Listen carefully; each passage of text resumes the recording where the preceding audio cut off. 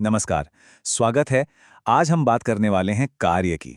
नहीं, वो वाला काम नहीं जिससे दिन के आखिर में थकान होती है, बल्कि हम बात करेंगे उस कार्य की जिसे फिजिक्स की नज़र से देखा जाता है। और पता है, फिजिक्स की जो परिभाषा है ना, वो बहुत ही सटीक है और कई बार हमारी रोज़ की समझ से एकदम अलग होती है। अच्छा, चलिए एक सवाल से ही शुरू करते हैं। सोचिए, एक बड़ी सी दीवार है और उसे पूरी ताकत से धक्का दिया जा रहा है। पसीना आ रहा है, मांसपेशियां दुख रही हैं, पूरी जान लगा दी है। तो बताइए, फिजिक्स के हिसाब से कितना काम हुआ? जवाब है ज़ीरो। जी हाँ, बिल्कुल ज़ीरो। अब ये सुनने में बड़ा अजीब लगता है ना? पर ऐसा क्यों है?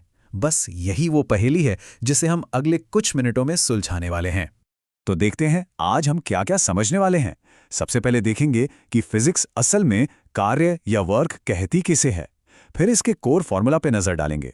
उसके बाद पॉजिटिव, नेगेटिव और जीरो वर्क क्या होता है ये समझेंगे। फिर कुछ प्रॉब्लम सॉल्व करेंगे और आखिर में एक फाइनल टेक अवे लेंगे। तो चलिए शुरू करते हैं हमारे पहले सेक्शन से। फिजिक्स कार्य किसे कहती है?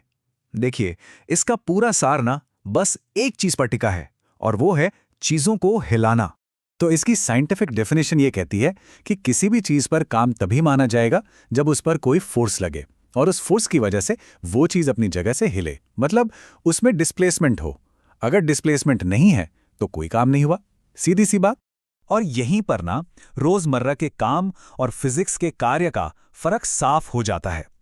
हम तो शारीरिक मेहनत, दिमागी थकान, इन सबको काम कहते हैं, लेकिन फिजिक्स बस एक ही सवाल पूछती है, क्या फोर्स लगने से कोई चीज अपनी जगह से हिली? अगर हां तो काम हुआ, नहीं तो नहीं हुआ। ठीक है, तो डेफिनेशन तो समझ आ गई। अब बात करते हैं उस फॉर्मूला की जिससे हम इस कार्य को नाप सकते हैं। ये जो फॉर्मूला है ये हमारे सोर्स मटेरियल के Q169 से लिया गया है। बहुत सिंपल है। वर्क डन यानी किया गया कार्य बराबर होता है फोर्स गुणा डिस्प्लेसमेंट, यानी W is equal to F into D. अब इसके कंपोनेंट्स को देख लेते हैं। W है वर्क जिसकी यूनिट होती है जूल्स, F है फोर्स जिसे हम न्यूटन्स में नापते हैं और D है डिस्प्लेसमेंट जिसे मीटर्स में नापा जाता है। ये यूनिट्स याद रखना बहुत जरूरी है। अच्छा, फॉर्मूला तो पता चल गया, पर कहानी यहीं खत्म नहीं होती। चीजें अब और इंटरेस्टिंग होने वाली हैं, क्योंकि वर्क यानी कार्य सिर्फ एक तरह का नहीं होता।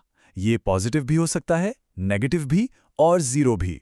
और ये सब कुछ डिपेंड करता है डायरेक्शन पर। तो यहाँ 3 सिनारियोज बनते हैं। पहला है पॉजिटिव वर्क। ये तब होता है जब फोर्स और डिस्प्लेसमेंट दोनों एक ही डायरेक्शन में हो, मतलब फोर्स मोशन को हेल्प कर रहा है। दूसरा है जीरो वर्क। ये तब होता है जब फोर्स और डिस्प्लेसमेंट के बीच 90 डिग्री का एंगल हो, मतलब वो परपेंडिकुलर हो। यहाँ फोर्स का मोशन की डायरेक्शन पर कोई असर नहीं होता। और तीसरा है नेगेटिव वर्क। ये तब होता है जब फोर्स डिस्प्लेसमेंट की ऑपोजिट डायरेक्शन में लगे, मतलब फोर्स मोशन का विरोध कर रहा हो। नेगेटिव वर्क का एक बहुत अच्छा एग्जाम्पल है फ्रिक्शन यानी घर्षण। हमारे सोर्स मटेरियल में Q174 इसी बारे में है। सोचिए, जब कोई बक्सा जमीन पर खिसकाया जाता है तो जो धक्का देने वाला फोर्स है वो तो पॉजिटिव वर्क कर रहा है, लेकिन जो फ्रिक्शन है, जो हमेशा मोशन के ऑपोजिट लगता है, वो नेगेटिव वर्क करता है, क्योंकि वो उसे रोकने की कोशिश कर रहा है। तो थियरी तो काफी हो गई, अब टाइम है इसे प्रैक्टिस में लाने का। चलिए हमारे सोर्स मटेरियल से कुछ प्रॉब्लम सॉल्व करते हैं। तो ये है प्रॉब्लम Q172। एक कुली है जो 12 किलो का सामान जमीन से 1.5 मीटर ऊपर उठाता है। सवाल है, उसने कितना काम किया? चलिए इसे 3 सिंपल स्टेप्स में सॉल्व करते हैं। स्टेप 1, हमें फोर्स पता करना है। फोर्स होता है मास गुणा ग्रेविटी। तो 12 किलो को हम 10 से मल्टीप्लाई करेंगे, ये आया 120 न्यूटन्स। स्टेप 2, डिस्प्लेसमेंट तो दिया ही हुआ है 1.5 मीटर। अब स्टेप 3, वर्क निकालने के लिए बस फोर्स और डिस्प्लेसमेंट को मल्टीप्लाई कर दीजिए, 120 को 1.5 से, और जवाब आ गया 180 जूल्स। बिल्कुल सही, जैसा हमारे सोर्स मटेरियल में भी दिया है। तो कुली ने सामान उठाने में 180 जूल का पॉजिटिव वर्क किया। अब आता है असली ट्विस्ट। सवाल Q173। वही कुली अब उस सामान को लेकर 10 मीटर आगे चलता है हॉरिजॉन्टली। अब सवाल है, इस दौरान उसने कितना काम किया? यहां थोड़ा सोचने की जरूरत है। फोर्स कहां लग रहा है? सामान को उठाने के लिए ऊपर की तरफ यानी वर्टिकली। और डिस्प्लेसमेंट कहां हो रहा है? आगे की तरफ हॉरिजॉन्टली। तो फोर्स और डिस्प्लेसमेंट के बीच एंगल कितना हुआ? 90 डिग्री। तो अब याद कीजिए, 90 डिग्री एंगल का मतलब क्या था? इसका मतलब है कि वर्क डन है 0 जूल्स। जी हां, 0। क्योंकि फोर्स मोशन की डायरेक्शन के परपेंडिकुलर है, इसलिए फिजिक्स के हिसाब से लगेज पर कोई काम नहीं हुआ। कुली बेचारा थक गया होगा, पसीना आ गया होगा, लेकिन वर्क डन इज 0।